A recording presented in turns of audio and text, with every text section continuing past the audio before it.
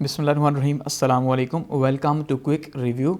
और quick review में आज हम बात करने जा रहे हैं जी कैपिटलिज़म की, यानी कि सरमायादाराना निज़ाम जो है ये क्या है और किसे कहा जाता है और इसकी जो है वो क्या कैरेक्टरिस्टिक्स हैं। यानी हम इसकी कैरेक्टरिस्टिक्स देखेंगे, इसके मेरिट्स देखेंगे और डीमेरिट्स या क्रिटिसिज्म इसके ऊपर जो होता है वो देखेंगे। अब दुनिया के अंदर हम ये जानते हैं कि मुख्तलिफ़ तरह के इकनॉमिक सिस्टम्स हैं, ठीक है, यानी कि मुआशी निज़ाम है दुनिया के अंदर मुख्तलिफ, जिसमें सबसे जो फेमस है वो कैपिटलिज्म है और इसके अगेंस्ट में हम बात करते हैं तो वो कम्युनिज्म है। ठीक है, तो हम इन दोनों को ही डिस्कस करेंगे, लेकिन इस टाइम पे इस वीडियो के अंदर हम सिर्फ कैपिटलिज्म का जिक्र करेंगे। तो चलिए देखते हैं। यहाँ पे ये पिक्चर देखिए, इस पिक्चर में जो है ये एक नेगेटिवली जो है वो एक पिक्चर दिखाई गई है कि दुनिया की जो तकरीबन 99% जो वेल्थ है वो सिर्फ 1% लोगों के पास है और जो 99% लोग हैं उनके पास सिर्फ 1% वेल्थ है। तो आप अंदाज़ा करें कि ये किस तरह का जो है वो सिस्टम है। या फिर ये भी कहा जाता है कि दुनिया के 51% जो वेल्थ है वो दुनिया के तकरीबन 1% लोगों के पास है। क्यों है ऐसा? क्यों है? इसलिए है क्योंकि कैपिटलिस्ट सिस्टम जो है या कैपिटलिज्म या सरमायादाराना निज़ाम जो है उसके नतीजे के तौर पे है। वहीं पे हमें एक स्कूल ऑफ थॉट ऐसा भी देखने को मिलता है जो ये कहता है कि सरमायादारी बहुत अच्छी है। इसका मतलब ये है कि आप जितना काम करोगे उतना ज़्यादा आपको जो है वो उस मेहनत का नतीजा मिलेगा, आप उतने ज़्यादा जो है वो पैसे कमाओगे। तो कहीं पर हमें इसके हक में लोग नज़र आएंगे, कहीं पर इसके अगेंस्ट में लोग नज़र आएंगे, हर मुल्क के अंदर। ठीक है, हर मुल्क के अंदर हमें देखने को मिलेगा। तो देखते हैं ये क्या है। अब सबसे पहले अगर हम इसका इंट्रोडक्शन देखें तो हम ये देखते हैं कि जो कैपिटलिज्म है एक्चुअली में ये कैटल से हम ये मान सकते हैं कि निकला। और स्टार्ट में जो कैपिटलिज्म यूज़ किया जाता था वो लाइव स्टॉक के लिए, या जो कैटल्स माल मवेशी हैं जिन लोगों के पास होते थे उनको ये कहा जाता था कि भाई वो कैपिटलिस्ट हैं, या उनके लाइव स्टॉक का जो पूरे के पूरे जो भैंस बकरियाँ थी तो उनसे ये चीज़ निकली कि भाई आपके पास ये चीज़ें काफ़ी मिकदार में हैं। और ख़ास करके ये यूज़ किया जाता था मूवेबल प्रॉपर्टी के लिए, ठीक है, जो कि मूव हो सके। अब कैटल्स वगैरह मूव होते थे, हर्ड्स थे, ठीक है, तो वो गुच्छे एक जगह से गए दूसरी जगह से गए दूसरी जगह, माल मवेशी जो लेके चलते थे, जिसको आजकल हम जिप्सी पीपल भी समटाइम कहते हैं, खाना बदोश लोग, तो वो कुछ और हैं। लेकिन आज तो वो सबसे लो क्लास है, सबसे लो, कि वो बेचारे उनके पास तो घर भी अपना नहीं होता, तो इसलिए वो कैसे कैपिटलिस्ट हो सकते हैं। तो एक सेंस में ये समटाइम यूज़ किया जाता रहा है। ठीक है, तो बेसिकली जो कैपिटलिज्म है या कैपिटलिस्ट है, ये जो कैपिटलिस्ट वर्ड है ये निकला कैपिटल से, ठीक है, और ये जो कैपिटल है ये एसोसिएट करता है वेल्थ से, मनी से,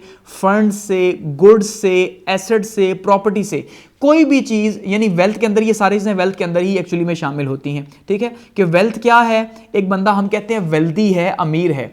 अमीर क्यों है जी? वो बंदा अमीर इसलिए है, लेट्स सपोज, क्योंकि उसके पास जो है वो जायदाद है। ठीक है, ये एक वजह है जायदाद। हम कहते हैं वो बंदा अमीर है क्योंकि उसके पास पैसे बहुत ज़्यादा हैं, क्योंकि उसकी कंपनी है, ये भी ठीक है। हम ये कहते हैं वो बंदा बहुत ज़्यादा अमीर है क्योंकि उसके जो है स्टॉक एक्सचेंज में शेयर्स हैं, ठीक है जी, ये भी ठीक है। हम इसके अलावा ये कह सकते हैं कि भाई उसका जो एसेट्स हैं, जो प्रॉपर्टी है वो काफ़ी ज़्यादा है, इसलिए वो अमीर है। तो कोई भी रीज़न हो सकता है जो कि वेल्थ को ऐड कर सके, तो वो क्या है? वो कैपिटलिस्ट ही है, या वो कैपिटल कहला सकता है कि वो कैपिटल है। नॉर्मली वैसे जो कैपिटल हम कहते हैं अकाउंटिंग के अंदर, ठीक है, कि अकाउंटिंग जो पढ़ रहे हैं तो उन्हें पता होगा अकाउंटिंग के अंदर कैपिटल जो वो इनिशियल अमाउंट होती है, जो अमाउंट जो है वो किसी भी बिजनेस को स्टार्ट करने के लिए लगाई जाती है। कि जैसे 50,000 का कैपिटल है तो मतलब 50,000 से एक बिजनेस जो है वो स्टार्ट हो रहा है, कि 50,000 रुपया लगा, तो वो इनिशियल जो पैसे होते हैं उसको नॉर्मली अकाउंटिंग में या इकोनॉमिक्स में कैपिटल कहते हैं। ठीक है, अच्छा, कैपिटलिस्टिक सिस्टम क्या है? हम ये कहते हैं यार ये दुनिया जो है वो कैपिटलिस्ट सिस्टम के तहत चल रही है, इसीलिए बहुत ज़्यादा डिस्पैरिटीज़ हैं दुनिया के अंदर,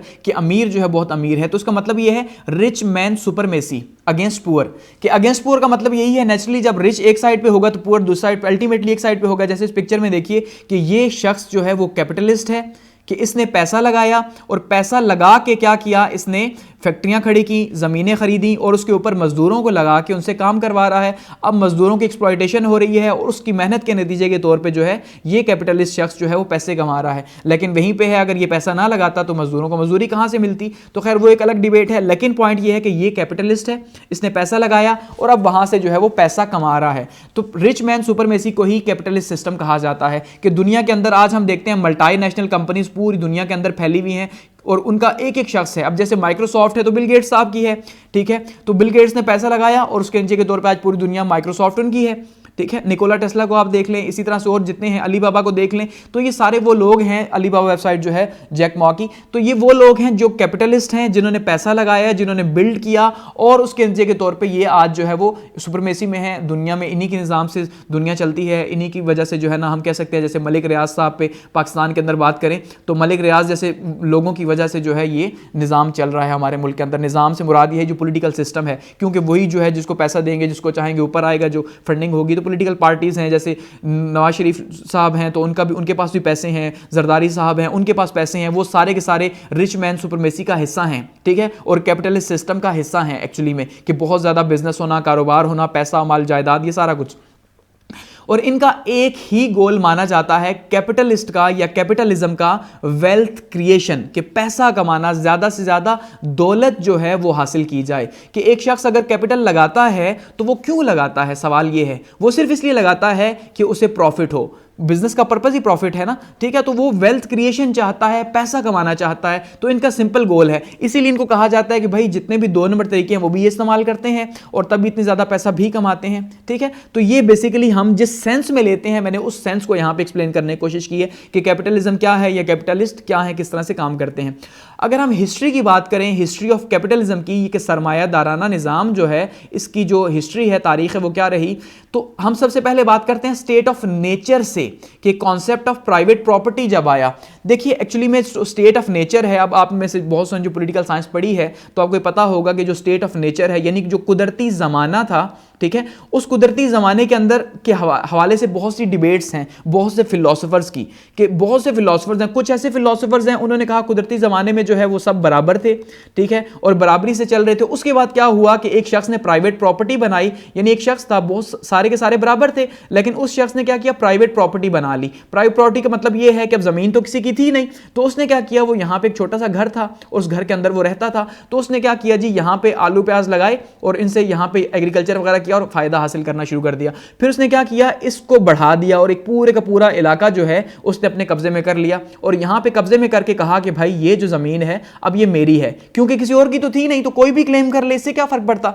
स्टार्ट में कुदरती ज़माने की बात करते हैं, तो इस पूरी ज़मीन के ऊपर उसने क्या किया, एग्रीकल्चर किया, ज़राअत लगाई, और ज़राअत के लिए उसने यहाँ पे लोग रखने शुरू किए, मजदूर लोग। अब जाहिर बात है इतनी बड़ी जो प्रॉपर्टी है उसको अकेले तो देख नहीं सकता, तो मजदूर रखना शुरू किया और मजदूरों ने यहाँ काम किया, तो इसका मतलब ये बन गया मालिक, और ये जो मजदूर यहाँ पे काम करते थे और ये हो गए मजदूर जो इसके नीचे सर्व करते थे, ठीक है। तो ये उन्हीं में से उनको हिस्सा दे देता और वो अपना कमा लेते।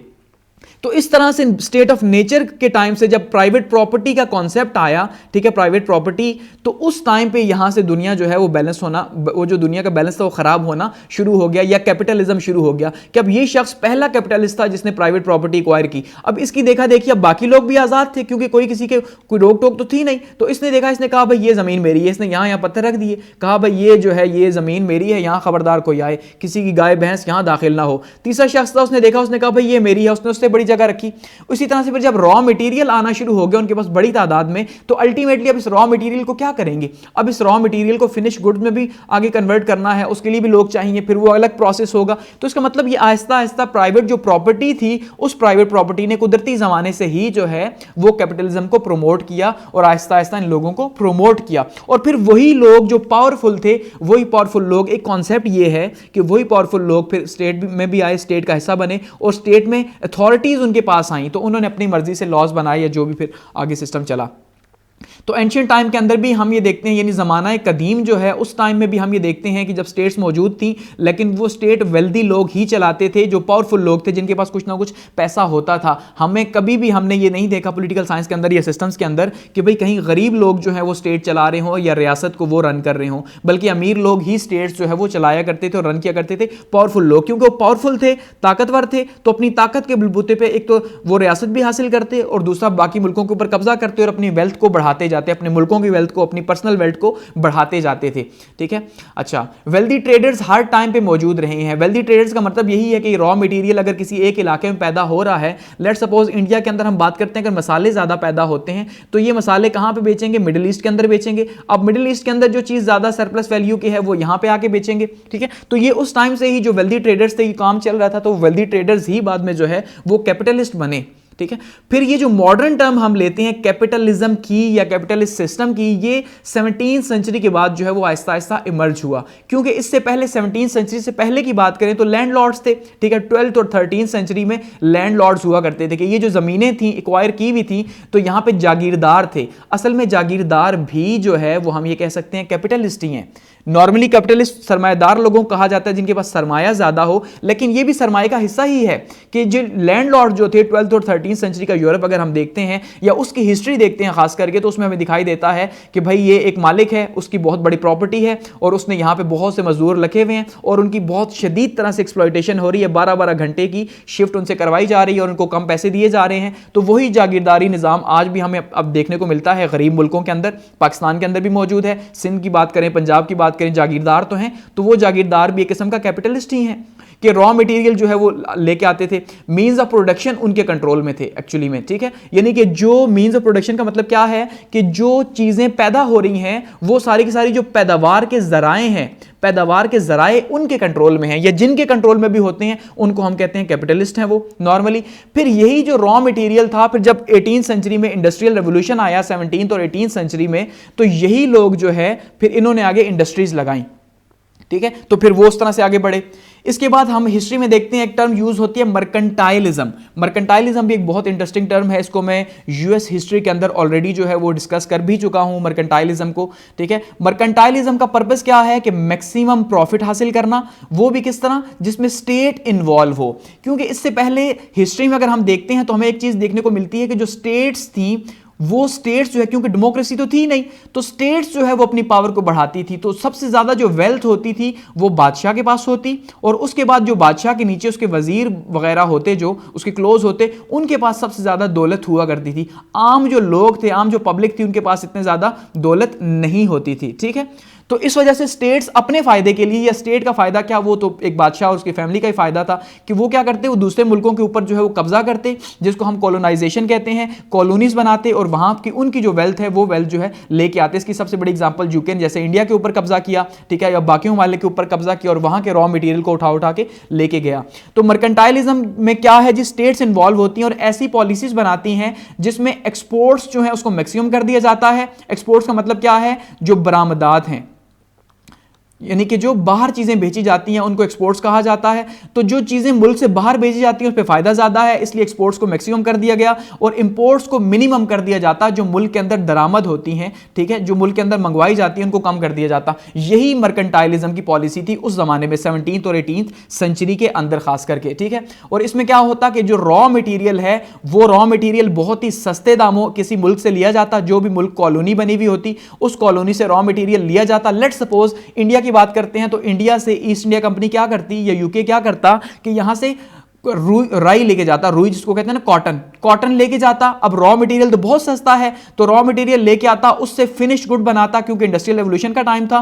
फिनिश गुड का मतलब यह है कि उससे कपड़ा बनाया जाता, उस कॉटन से धागा बनता, धागे के बाद कपड़ा बनता, कपड़े के बाद फिर वो कोई फॉर्म लेता, ठीक है, गारमेंट्स वगैरह बनती। तो वही कपड़ा दोबारा से इंडियंस को बेच दिया जाता महंगे दामों के, रुपए की अगर रुई यहां से लेके गए 1 किलो की, ठीक है, तो वही कपड़ा जो वापस आया तो 100 रुपए का आके कपड़ा बेच दिया। इसका मतलब क्या है कि ये मर्केंटाइलिज्म है कि आपने बाहर से बहुत ही सस्ती चीप चीज खरीदी, अपने मुल्क में बनाई और उसको दोबारा उसी मुल्क को वापस भेज दिया। यही सारे का सारा जुल्म होता रहा इन हिस्ट्री के अंदर 17th और 18th सेंचुरी को। इसी को मर्केंटाइलिज्म कहा गया कि उस टाइम पे यूके ने, फ्रांस ने और पुर्तगाल ने कॉलोनीज बनाई। तो ये जो कैपिटलिज्म था, इस कैपिटलिज्म को कहते हैं स्टेट कैपिटलिज्म, ठीक है, क्योंकि ये इंडिविजुअल लोगों का भी तो खैर था, लेकिन इसमें ज्यादा स्टेट्स इन्वॉल्व थी, तो स्टेट कैपिटलिज्म था। स्टेट जो है वो सरमायादारी कर रही थी इस टाइम पे। ये एक मैप है कैपिटलिज्म का कि ये यहां पे यूके है, ठीक है, फॉर एग्जांपल ये अफ्रीका है हमारे पास, और यहां पे जो है वो अमेरिका है। कि जिस टाइम पे अमेरिका के ऊपर कब्जा किया गया तो उस टाइम पे क्या होता कि यहां से अमेरिका से जो रॉ मटेरियल है वो यहां से यूके लेके आता और इंतहाई सस्ते दामों लेके आता, ठीक है। जैसे शुगर है, टोबैको है, ठीक है, ये सारी की सारी चीजें, कॉटन है, ये यहां लेके आता यूरोप, और यहां पे फिर इससे क्या करता जी, फिनिश गुड्स बनाई जाती।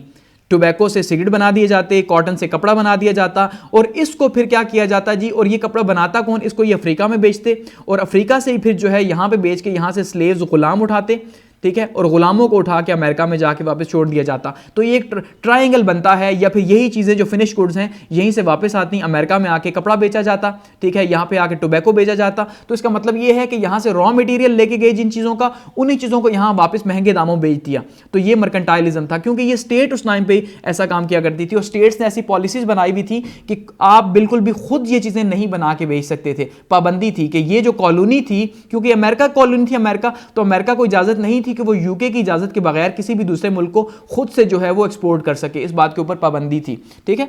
तो ये सारे का सारा पॉलिसीज इस तरह से इन्होंने बनाई, और ये भी स्टेट कैपिटलिज्म का हिस्सा रहा। और उसी स्टेट के जो नीचे लोग मौजूद थे बादशाह के नीचे, उन्होंने खुद को पावरफुल किया, और वही दुनिया की एलीट भी बने, ठीक है। और वो एलीट क्लास बन के दुनिया के ऊपर एक स्टेटस को उन्होंने बनाया। उसके बाद क्योंकि ये इंडस्ट्रियल रेवोल्यूशन का टाइम था, तो इंडस्ट्रियल रेवोल्यूशन 18th और 19th सेंचुरी खास करके, तो इंडस्ट्रियल रेवोल्यूशन में भी जो रॉ मटेरियल था, पूरी दुनिया से रॉ मटेरियल उठाया गया और इंडस्ट्रीज के थ्रू ज्यादा से ज्यादा प्रोडक्शन को तेज किया गया। क्योंकि जो कैपिटलिज्म है उसका काम ही ये है कि पैदावार को बढ़ाना, ताकि ज्यादा ज्यादा मुनाफा हासिल किया जा सके, ठीक है। तो पैदावार को बढ़ा दिया इंडस्ट्रियल रेवोल्यूशन ने, और इंडस्ट्रियल रेवोल्यूशन की वजह से जो है वो कोलोनाइजेशन भी ज्यादा बड़ी, रॉ मटेरियल हासिल करने की गर्ज से। इसी के नतीजे के तौर पे ईस्ट इंडिया कंपनी इंडिया भी आई, ठीक है। तो प्रोडक्शन को फास्ट किया गया, रॉ मटेरियल को, और इसके नतीजे के तौर पे ज्यादा से ज्यादा लेबर को लाया गया।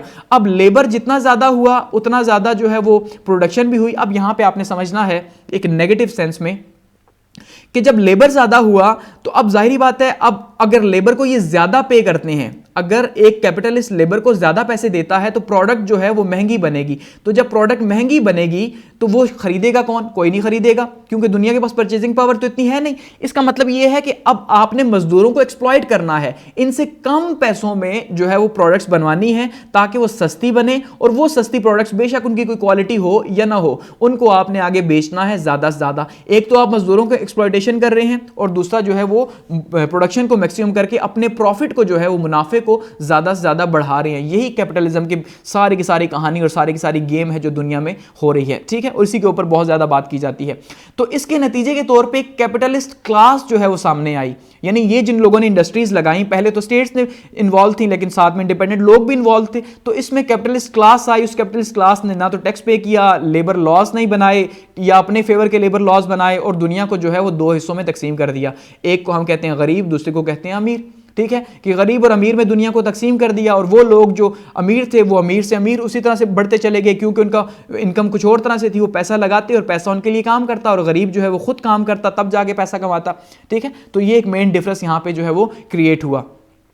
इसी के अगेंस्ट में जो है वो कार्ल मार्क्स ने जो है वो, फिर आपने देखा कि उसने अपनी फिलॉसफी दी, या कम्युनिज्म हमने देखा, या सोशलिज्म दुनिया के अंदर आया। कि क्या आया कि भाई ये एक्सप्लॉइट करते हैं गरीबों को, ठीक है, कि ये इन्वेस्ट कर देते हैं, इन्वेस्ट करने के बाद ये ज़्यादा से ज़्यादा काम करवाते हैं, एक्सप्लॉइट करते हैं। तो इसीलिए उसने कहा कि भाई ये जो है ना पूरी दुनिया को जो है चेंज होना पड़ेगा। तो उसने फिर कम्युनिज्म के थॉट्स दिए, और लोग कैपिटलिज्म के खिलाफ या कैपिटलिस्ट लोगों के खिलाफ खड़े हो गए यूरोप के अंदर, खास करके उस टाइम पर, जिस टाइम पर यूरोप जो है वो बहुत ही ज़्यादा एक्सप्लॉइटेशन वहाँ पर हो रही थी मजदूरों की, ठीक है। तो इसके नतीजे के तौर पे न्यू क्लास जो इमर्ज हुई, कैपिटलिस्ट क्लास, और उसी कैपिटलिस्ट क्लास ने क्या किया, फिर बाद में जाके डेमोक्रेसी को जो है वो प्रमोट किया, और डेमोक्रेसी को प्रमोट करके दुनिया के ऊपर बैठ गई। अब यहां पे आपको समझनी है कि लिंक जो है वो क्या है डेमोक्रेसी के बीच में, यानी कि जो डेमोक्रेसी है वो वर्सेस कैपिटलिज्म जो है, ये लिंक क्या है एक्चुअली में, ठीक है। अब कैपिटलिज्म है सरमायादारी। अब सरमायादारी कौन करता है? सरमायादार करता है। जरा बात को समझिएगा। तो सरमायादार हुआ ताकतवर, ऐसा ही है। अब गरीब बंदा जिसके पास तालीम नहीं है, आज से 100 साल 200 साल पहले, अब भी नहीं है, तो गरीब बंदा जिसके पास तालीम नहीं है, जिसके पास सेहत नहीं है, जिसके पास रोजगार नहीं है, मुझे बताएं वो कहां से ताकतवर हुआ? तो जब वो ताकतवर है ही नहीं तो अल्टीमेटली उसने क्या करना है, उसने उसका हुकूमत में कोई अमल दखल नहीं है। तो यही जो कैपिटलिस्ट लोग थे, इन्होंने क्या किया, डेमोक्रेसी लेके आए, यानी कि अपने अवाम से वोट लिए, अवाम को कहा भाई हम आपके नाम पे यहाँ पे हुकूमत करेंगे, आपके नाम के ऊपर, अवाम को ये कहा। और आज भी यही हो रहा है, पाकिस्तान के अंदर देखें, इंडिया के अंदर देखें, बाकी पावरफुल कंट्रीज के अंदर देखें, तो वहां पे ये पावरफुल लोग हुकूमत में आ गए। क्यों हुकूमत में आए? क्योंकि इन्होंने अपना टैक्स बचाना था। अब टैक्स कैसे बचता? जब ये खुद ही हुकूमत में आएंगे और खुद ही लॉज बनाएंगे, तो अपने लिए ये लॉज बनाएंगे जो इनको फेवर करेंगे। तो जब इनको फेवर करेंगे लॉज, तो अल्टीमेटली अब आप बताएं कि फिर कैसे ये टैक्स देंगे।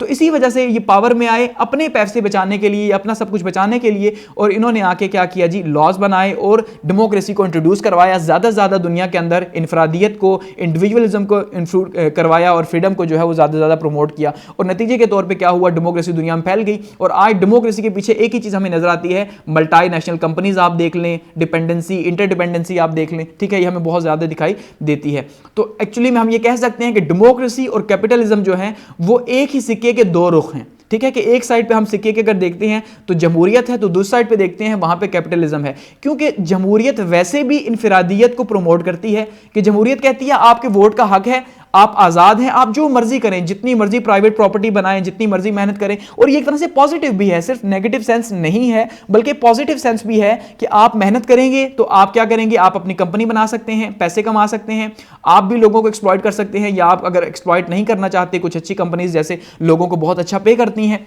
ठीक है, तो आप उनको पे कर सकते हैं, आप फिलैंथ्रोपिस्ट बन सकते हैं, दुनिया की मुश्किलात कम कर सकते हैं। तो कहने का मतलब कहीं पॉजिटिव भी है। तो जहां पे डेमोक्रेसी है, आप देख लें वो तमाम के तमाम मुल्क, वहां पे कैपिटलिज्म है, क्योंकि वहां पे फ्री मार्केट है, फ्री इकोनॉमी है, वहां पे आजादी है, भाई आप बिजनेस करें, प्रमोट करें, जो मर्जी करें, ठीक है, आपने टैक्स पे करना है एक अमाउंट में, उसके बाद आप मर्जी करें, और नहीं भी करते तो आप खुद हुकूमत का हिस्सा हैं, ना करें, क्या फर्क पड़ता है पाकिस्तान की तरह, ठीक है। तो इसी वजह से डेमोक्रेसी ने फिर क्या किया, ग्लोबलाइजेशन को प्रमोट किया, क्योंकि ग्लोबलाइजेशन में कैपिटलिज्म का बहुत इंपॉर्टेंट रोल रहा है। कि ग्लोबलाइजेशन हुई ही इसी वजह से कि जब जो बिजनेस हैं वो इंटरनेशनल हो गए, कि एक कंपनी जो अमेरिका से शुरू हुई, जब उसने पूरी दुनिया के अंदर अपनी प्रोडक्ट्स भेजी, और वही चीज, वो जो कल्चरल हेजेमनी जिसे हम एक नाम देते हैं, ठीक है, तो वो जो ग्रैम्सी का एक आइडिया था पॉलिटिकल साइंस के अंदर, कि वो कल्चरल हेजेमनी आई, कि आज बताएं आप कोक पीते हैं तो कोक हमारी थोड़ी है, हम कहां से लेके आए हैं कोक, वो अमेरिका से आई है हमारे पास। आज हम जीन्स पहनते हैं, जैसे अब जो नॉर्थ कोरिया उसने जीन्स के ऊपर पाबंदी लगाई हुई है, क्योंकि वो समझता है कि ये कॉलोनियल मेंटेलिटी है, ठीक है, तो हम जीन्स पहनते हैं। जीन्स कहां से आई, हमारे पास तो जीन्स नहीं थे, हम तो धोती पहनने वाले लोग थे, कपड़े पहनने वाले लोग थे, कहां से आ गया। तो ये कल्चरल हेजेमनी है, यही जो ग्लोबलाइजेशन है, इसके नीचे के तौर पर ये मल्टीनेशनल्स, इनकी प्रोडक्ट्स पूरी दुनिया तक पहुंचती हैं, कहीं पर पॉजिटिव है, कहीं पर नेगेटिव है, अब आपके देखने का नजरिया है, ठीक है। अच्छा, अब बात करते हैं जी कैरेक्टरिस्टिक्स ऑफ कैपिटलिज्म की, कि इसकी जो खुसूसियात हैं वो क्या हैं, किस तरह से जो है इसकी क्या खुसूसियात हो सकती हैं। कि एक ही शख्स है, वो दौलतमंद है, वो पैसे कमाता है, अपने पैसे के ऊपर बैठा हुआ है, टैक्स नहीं देता, गरीबों का इस्तेहसाल करता है, जो भी है ये डिबेट है। सबसे पहली जो है वो इसकी क्वालिटी क्या है, फ्री मार्केट, कि कैपिटलिज्म का काम ही जो है वो पैसे से है, मैशियत से है, बिजनेस से है, तो वो इसलिए फ्री मार्केट चाहते हैं। इसी वजह से डेमोक्रेसी जो है वो ऐसी डेमोक्रेसी मानी जाती है जहां पे मार्केट फ्री हो, जहां पे जो हुकूमत है उसका किसी भी किस्म का दखल ना हो मार्केट के अंदर, और वहां पे इसको कहा जाता है लिबरलिज्म, या न्यू लिबरलिज्म भी नॉर्मली से इंटरनेशनल रिलेशंस के अंदर कहा जाता है, ठीक है। कि न्यू लिबरलिज्म का मतलब क्या है, कि पूरी की पूरी दुनिया जो है उससे ये जो कॉन्सेप्ट है कंट्रीज का, इसको खत्म कर दें, ठीक है। ये कोई कॉन्सेप्ट नहीं है, बल्कि पूरी दुनिया को एक दूसरे के साथ जो है वो मिला दें, बिजनेस के थ्रू, कम्युनिकेशंस के थ्रू, कल्चर के थ्रू मिला दें, तो आप जो मर्जी पूरी दुनिया के अंदर करें, यानी कि बिजनेस करें, दुनिया को फायदा पहुंचाएं, दुनिया के अंदर जो है वो तालीम को आम करें, सेहत को आम करें, तो ये कहीं पे पॉजिटिव है। जैसे अब अफ्रीका जैसे जो मुल्क हैं, मुझे बताएं अब वहां पे अगर कैपिटलिज्म ना हो तो वहां पे उन मुल्कों को ये चीजें सारी की सारी कैसे पहुंचे, वो दुनिया से बहुत पीछे रह जाए। लेकिन वहीं पे इसको कहा जाता है कि भाई ये न्यू कॉलोनियलिज्म भी है, कहीं पे कब्जा भी कर रहा है, ठीक है, तो फ्री मार्केट है। सेकंड क्या क्वालिटी है जी, लेबर है। यहाँ पे लेबर अपनी प्रोडक्ट्स को जो है वो क्या करता है, अपनी स्किल्स को सेल करता है, उसके नतीजे के तौर पर मनी को अर्न करता है, और यहीं पर इसके ऊपर इख्तिलाफ भी बहुत ज्यादा किया जाता है कि लेबर की एक्सप्लॉयटेशन है। नंबर थर्ड है प्रॉफिट है, क्योंकि ये प्रॉफिट ओरिएंटेड है, तो इससे प्रॉफिट मोटिव जो होगा, तो प्रॉफिट मोटिव की वजह से लोग मेहनत ज्यादा करेंगे। आज अगर आप अपनी एक कंपनी खोलते हैं तो जाहिर बात है आपको रात को भी बैठ के काम करना पड़ेगा, क्योंकि आपने उसमें पैसा लगाया, और आपको पैसा अर्न करना है, तो आपको वहां ज्यादा से ज्यादा काम करना और काम करवाना पड़ेगा। तो जिससे एक सेंस में तो हम ये कह सकते हैं कि ग्रोथ होगी, तरक्की होगी, ठीक है। नंबर 4 प्राइवेट प्रॉपर्टी है। प्राइवेट प्रॉपर्टी का फ्रीडम है, आप जो मर्जी करो, जितनी मर्जी प्रॉपर्टी बनाओ, आपको कोई नहीं रोकेगा, और पाकिस्तान में तो वैसे भी बिल्कुल नहीं रोकेगा। यानी डेवलपिंग कंट्रीज में तो ये बिल्कुल भी ज़्यादा आज़ादी है, यहाँ बिजनेस करना बहुत आसान है, प्राइवेट प्रॉपर्टी बनाना। नंबर 5 पे मार्केट कंपटीशन। यहाँ पे कंपटीशन बहुत ज़्यादा है। कंपटीशन की वजह से one product and many companies, कि एक ही प्रोडक्ट है, बहुत सी कंपनीज बना रही हैं। लेट्स सपोज हम एग्जांपल लेते हैं जी, किसी साबुन की आप एग्जांपल ले लें, ठीक है, या फिर आप कह सकते हैं कोई शैम्पू वगैरह हो गया। तो अब देखिए, एक ही शैम्पू तो एक ही है कि शैम्पू है, लेकिन उसको बनाने वाली कितनी कंपनीज हैं, कहीं पे एक कंपनी, कहीं पे दूसरी, कहीं पे एक ही कंपनी लेकिन उसकी अलग अलग से नाम से ब्रांड्स वो बना रहे हैं, इतना ज़्यादा वो कर रहे हैं। क्यों कर रहे हैं? क्योंकि उन्होंने अपनी मार्केट से ज़्यादा पैसा कमाना है, और इससे परे कि वो फ़ायदा है नुकसान है, तो उससे क्या है, उससे खास करके चीज़ों की जो क्वालिटी है वो बहुत ज़्यादा लो हो जाती है। तो मार्केट कंपटीशन में चाइना और यूएस के हमारे सामने सबसे ज़्यादा एग्जाम्पल है कि सस्ती से सस्ती चीज़ बनाने का आज चैलेंज है कि एक साइड पर हम देखते हैं यूएस है, ठीक है, जो कैपिटलिस्ट इकोनॉमी है, दूसरी साइड पे चाइना है जो कि सोशलिस्ट कैपिटलिस्ट इकोनॉमी है तो सोशलिस्ट लेकिन वहां पे कैपिटलिस्ट इकोनॉमी है, ठीक है, वो स्टेट स्पॉन्सर्ड इकोनॉमी है, जो हमने 16th और 17th सेंचुरी में देखा था कि स्टेट जो है वो दूसरे ममालिक के ऊपर जाती हैं, वहां से उनका रॉ मटेरियल लेती हैं और वो पूरा करती हैं, तो इसीलिए जो है वो चाइना के ऊपर इल्जाम भी लगता है। तो अब चाइना और अमेरिका की जो ट्रेड राइवलरी है वो भी यही है कि चाइना अमेरिका के अंदर इंडिविजुअल जो है इनफरादियत है, और इनफरादियत में वहां पे बिजनेस हो रहा है, वहां पे प्रोडक्ट की कॉस्ट ज्यादा पड़ती है, चाइना के अंदर कलेक्टिविज्म है, वहां पे कॉस्ट कम पड़ती है। इसके नतीजे के तौर पे चाइना की जो प्रोडक्ट्स हैं वो सस्ती हैं तो दुनिया खरीदती है, अमेरिका को इससे प्रॉब्लम है क्योंकि उनकी इकोनॉमी नीचे जाती है, तो इससे यानी कंपटीशन है मार्केट के अंदर काफी ज्यादा।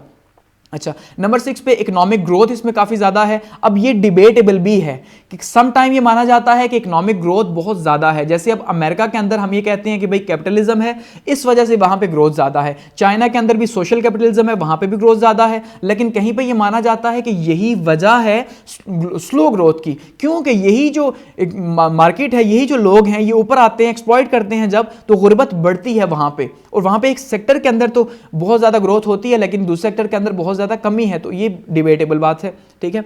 नंबर 7 पे प्रोडक्शन बहुत ज्यादा हाई होती है और चीप होती है। अब जब प्रोडक्शन बहुत ज्यादा हाई होगी क्योंकि डिमांड ज्यादा है, आबादी ज्यादा है दुनिया की, अब उसमें फिर प्रोडक्शन चीप हो जाएगी। जब चीप होगी तो एक तो चीप दो तरह से है, एक तो हमें सस्ती बनानी पड़ेगी, दूसरी वो घटिया हो जाएगी, उसकी क्वालिटी कम हो जाएगी, सस्ती भी होगी और क्वालिटी जो है उस क्वालिटी के ऊपर भी जो है वो कंप्रोमाइज होगा। और नंबर 9 पे स्टेट एंड गवर्नमेंट जो है वो क्या करेगी, इसके ऊपर फैसिलिटेटर होगी, यानी जहां पे भी कैपिटलिज्म है वहां पे डेमोक्रेसी है, तो डेमोक्रेसी में जो है वो लिबरलिज्म है। इसका मतलब यह है कि स्टेट का काम क्या है, एज ए फैसिलिटेटर, उन्होंने ज्यादा से ज्यादा फैसिलिटीज देनी है कैपिटलिस्ट को या कारोबार के लिए कि दुनिया जो है वो तरक्की कर सके। अच्छा, इसके अलावा क्या है जी, अगर हम टाइम की बात करें तो इसमें हम ये कह सकते हैं कि जैसे यूएस चाइना ट्रेड राइवलरी है, ठीक है, हम ये कह सकते हैं कि वहां पे प्रोटेक्टर तो है, लेकिन अब जिस तरह से वो प्रोटेक्टर है तो यूएस इसलिए टैक्स लगाता है चाइना के ऊपर क्योंकि वो चाहता है कि उसकी जो है वो इकोनॉमी प्रोटेक्ट हो, लेकिन चाइना जो है वो अपनी प्रोडक्ट को आगे करना चाहता है इसलिए अमेरिका के ऊपर लगाता है। तो ये एक राइवलरी भी, फिर से एक झगड़ा भी पैदा होता है, एक कंपनी चाहती है मेरा, दूसरी कंपनी चाहती है मेरा, तो ये प्रॉब्लम्स भी हैं। इंपोर्ट वर्सेस एक्सपोर्ट इसके अंदर मौजूद हैं, ठीक है, कि अब ज्यादा से ज्यादा कोशिश आपकी ये होती है कि आप एक्सपोर्ट करें, कम से कम इंपोर्ट करें। अच्छा, बैलेंस ऑफ ट्रेड जो है ये भी बड़ा इंपॉर्टेंट है यहाँ पे कुछ मुल्कों के लिए कि अब जैसे पाकिस्तान में बैलेंस ऑफ ट्रेड का बहुत ज़्यादा इशू है, यानी कि जितनी हमारी इंपोर्ट्स हैं जो हम अंदर मंगवाते हैं वो ज़्यादा हैं, उसके मुकाबले में एक्सपोर्ट कम है, तो नतीजे के तौर पे जो बैलेंस बनेगा वो बैलेंस हमारा ख़राब हो जाएगा, ठीक है, यानी जो हमारी तरक्की है उसका जो तराजू है वो सारा ख़राब होगा। तो इसलिए अब चैलेंज क्या है, चैलेंज ये है कि आपकी जितनी इंपोर्ट हो उतनी एक्सपोर्ट होनी चाहिए, और खास करके अगर एक्सपोर्ट ज़्यादा होंगी और इंपोर्ट कम होंगी तो मुल्क तभी तरक्की करेगा जैसे चाइना या अमेरिका। फिर इसमें यह भी है national product versus international product, कि नॉर्मली जो है वो कोशिश ये की जाती है कि भाई जो नेशनल प्रोडक्ट है उसको तरक्की दी जाए, उसको आगे लेके जाया जाए और इंटरनेशनल प्रोडक्ट्स को रोका जाए, लेकिन कैपिटलिज्म के अंदर जो है वो यहाँ पे इस चीज़ की कोई तमीज़ नहीं, वहाँ पे इंटरनेशनल प्रोडक्ट्स ज़्यादा तेज़ी से फैलती हैं क्योंकि उनके पास पैसा ज़्यादा है उन कंपनीज़ के पास, तो वो नेशनल प्रोडक्ट्स के मुकाबले में ज़्यादा तेज़ी से जो है वो फैलती हैं। और डिमांड एंड सप्लाई बहुत ही इंपॉर्टेंट फैक्टर है कैपिटलिज्म के अंदर कि भाई डिमांड जो है, जो चीज़ की डिमांड होगी उसी के अकॉर्डिंगली सप्लाई भी होगी, और सम टाइम पे डिमांड क्रिएट की जाती है आर्टिफिशियल तरीके से और चीज़ों की सप्लाई की जाती है, कि जैसे आज आप देखिए लोग अगर पेप्सी या कोका कोला पीते हैं तो क्या किस ज़माने में ये थी, नहीं थी, लेकिन इसको क्रिएट किया गया, डिमांड को बनाया गया, लोगों को अपनी प्रोडक्ट का आदी किया गया उसको बेचने के लिए, तो ये भी एक तरीका जो है वो यूज़ किया जाता है। तो ये सारी की कैरेक्टरिस्टिक्स हैं कैपिटलिज्म की। आगे बढ़ते हैं, बात करते हैं फाइनली क्रिटिसिज्म के ऊपर कि तनकीद जो है वो किस तरह की होती है इस कैपिटलिज्म के ऊपर, कि क्यों कुछ लोग ये कहते हैं कैपिटलिज्म जो है ये बहुत ही बुरी है और ये दुनिया की तबाही है, ठीक है। उसमें सबसे पहले क्यों कहा जाता है कि उसमें सबसे पहली चीज़ क्या है, अनइक्वल डिस्ट्रीब्यूशन ऑफ इनकम, कि जो दौलत की तकसीम है, ठीक है, दुनिया के अंदर वो बहुत ज़्यादा जो है वो अनफेयर है। अब जैसे मैंने कहा कि दुनिया की 51% जो वेल्थ है वो दुनिया के 1% लोगों के पास है, ठीक है, और दुनिया के जो 49% जो वेल्थ है, ठीक है जी, तो दुनिया के 49 वो कितने लोगों के पास है, 99% लोगों के पास है। तो अब आप अंदाजा करें कितने ज्यादा जो है वो अनफेयर है। एक ही शख्स जो है उसके पास इतना ज्यादा है, हर बिजनेस के अंदर वो कंट्रीब्यूट कर रहा है, पावर भी उसी के पास है, अच्छा हर फील्ड के अंदर उसने इंडस्ट्रीज लगाई हुई हैं, वहां से मल्टीपल तरीके से वो पैसा कमा रहा है। तो कैपिटलिज्म ने जो है पूरी दुनिया को, या कुछ लोगों ने पूरी दुनिया को कंट्रोल किया हुआ है, चाहे वो दुनिया की कोई भी इंडस्ट्री है, मेडिकल है, एग्रीकल्चर है, स्टॉक्स है, हाउसिंग है, असले की जो आप देख लें इंडस्ट्री है, दुनिया की टॉप पे इस टाइम पे जो इंडस्ट्री जा रही है वो असला साजी की जा रही है कि दुनिया के अंदर जंगे करवाओ और ये नॉन स्टेट एक्टर्स को बेचो। मुझे बताएं कि नॉन स्टेट एक्टर के पास इतना असला कहां से आता है, कौन देता है? तो ये पूरा का पूरा सिस्टम बना हुआ है, यानी कैपिटलिस्ट लोगों ने, सरमायादार लोग जो हैं, अपने पैसे के लिए पूरी दुनिया को दांव पे लगा दिया। इसका दूसरा क्रिटिसिज्म क्या किया जाता है कि पुअर गेट पुअरर और रिचर गेट रिचर, कि भाई जो रिच है, अमीर है, वो अमीर से अमीरतर होता जा रहा है क्योंकि वो पैसे से पैसा कमा रहा है, और जो गरीब है वो मजीद गरीब होता जा रहा है, उसके ऊपर टैक्स लग रहे हैं और एक्सप्लॉयटेशन उसकी हो रही है, ठीक है। इसी वजह से क्लास स्ट्रगल है कि क्लासेस पैदा हो गई हैं, upper class, lower, middle class, lower class. तो ये क्लास स्ट्रगल सिर्फ जो है वो कैपिटलिज्म के अंदर ही होती है। थर्ड पे इसके ऊपर क्रिटिसिज्म किया जाता है कि हाई सोशल कॉस्ट, इसकी जो सोशल कॉस्ट है वो बहुत ज्यादा है कि सोशली आप चीजों को, एक तो लोगों को भी आप जो है वो खराब कर रहे हो, ऊपर से लोगों को चीप प्रोडक्ट्स दे रहे हो, तीसरा जो है आप एनवायरनमेंट को, पूरे के पूरे कल्चर को तबाह कर रहे हो इंडस्ट्रीज लगाने के लिए, ठीक है, ये भी क्रिटिसिज्म है। इसके अलावा unwanted multiplicity and way too much competition, एक तो बहुत ज्यादा जो कंपटीशन है उसका बहुत ज्यादा नुकसान है कि जितनी सस्ती चीजें होंगी उसके नतीजे के तौर पे उतना ज्यादा लोगों की हेल्थ जो है, आज आप कोई भी चीज इसलिए नहीं यूज कर सकते आप ये सोच के कि भाई ये 100% प्योर होगी, तो जो प्योर चीजें हैं वो मिलना बहुत ज्यादा मुश्किल है, ठीक है। तो मल्टीप्लिसिटी भी है, जैसे मैंने कहा कि भाई आप देख लें, अब एक साबुन है तो उसके अंदर 50 चीजें हैं, आपको समझ ही नहीं आएगी कौन सा लें, क्या करें, ठीक है।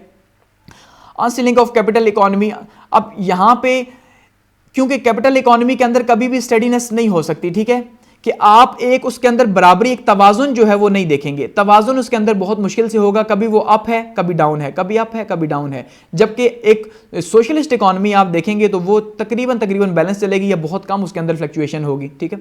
Situation of unemployment and under employment, अब इसके नतीजे के तौर पर एक तो बेरोजगारी ज्यादा बढ़ रही है, ठीक है, कि कुछ लोग ही जब काम कर रहे हैं तो उनको कुछ ही लोग चाहिए, अब वो ज्यादा लोग हैं भी नहीं, रख भी नहीं सकते, स्टेट तो है नहीं, इसके नतीजे के तौर पे स्टेट ने तो लोगों को आज़ादी दी हुई है, तो वो लोगों को फिर अनएम्प्लॉयड भी कर देते हैं, या फिर जिनके पास एम्प्लॉयमेंट है वो भी अंडर एम्प्लॉयड हैं कि वो उनके पास डिग्री कुछ और है, काम कुछ और कर रहे हैं, वो ज़्यादा एक्सपेक्ट करते हैं, पैसे कम दिए जाते हैं, अंडर एम्प्लॉयड हैं, ये भी इसी वजह से है। अच्छा, स्लो डेवलपमेंट है, कहीं पर कहा जाता है डेवलपमेंट स्लो है, कहीं फास्ट है, पीछे मैं जिक्र कर चुका हूँ, ठीक है, कि कुछ एरियाज में तो बहुत फास्ट डेवलपमेंट है, कुछ पे बहुत स्लो डेवलपमेंट है। अच्छा, नंबर 8 कल्चरल हेजेमनी, जिसका मैंने कहा ग्रैम्सी साहब ने जो जिक्र किया, पॉलिटिकल फिलॉसफी जो है इन्होंने दी थी, तो उसमें कहा कि भाई ये जो चीज़ें हैं सारी की सारी जो हम यूज़ नहीं करते थे, इन्होंने क्या किया जी, इन्होंने कॉलोनियलिज्म के दौर में खास करके, जैसे अब गोरे हैं, हम कहते हैं जी गोरे यहाँ पे आए इंडिया के अंदर, तो आज इंडिया में जितना कुछ भी यूज़ हो रहा है जिसको कल्चर समझा जाता है, वो कल्चर कैसे बना, वो हेजेमनी का कल्चर कैसे बना, ईस्ट इंडिया कंपनी अपने साथ लेके आई, ठीक है, कि हम यहाँ अगर क्रिकेट नहीं खेलते थे तो क्रिकेट वो लेके आए, आज हम कहते हैं क्रिकेट जो है वो बड़े लोगों का गेम है। इसी तरह से हम ये कहते हैं कि भाई हम कोई ऐसी चीज़ जो कि सुपीरियर इलीट क्लास यूज़ करती है, वो इसलिए यूज़ करती है, जैसे कि इसको हम कहते हैं ब्रांड्स कहते हैं, कि ब्रांड्स क्यों यूज़ करते हैं, इसलिए अपने आप को बड़ा दिखाने के लिए, ये कल्चर हेजेमनी का हिस्सा है कि ब्रांड्स हमारे तो नहीं, वो उन मुल्कों के थे, वो लेके आए, तो ये भी एक बहुत बड़ा चैलेंज है, तो ये भी जो है इसके ऊपर तनकीद की जाती है। तो ये ओवरऑल जो है कैपिटलिज्म है और कैपिटल सिस्टम है, और उसके ऊपर जो क्रिटिसिज्म है या डीमेरिट्स हैं और इसके मेरिट्स हैं। तो यहाँ पे इसको क्लोज करते हैं।